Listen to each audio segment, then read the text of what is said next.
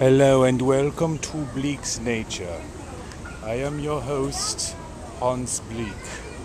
Today, the caged snow leopard.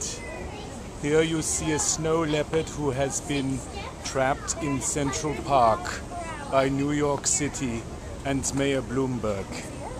He is unable to go anywhere and he is an endangered species. We like to keep endangered species in cages because when they are there they can't go anywhere and we can torment them for the rest of their lives. Hopefully we will find a mate for this snow leopard here.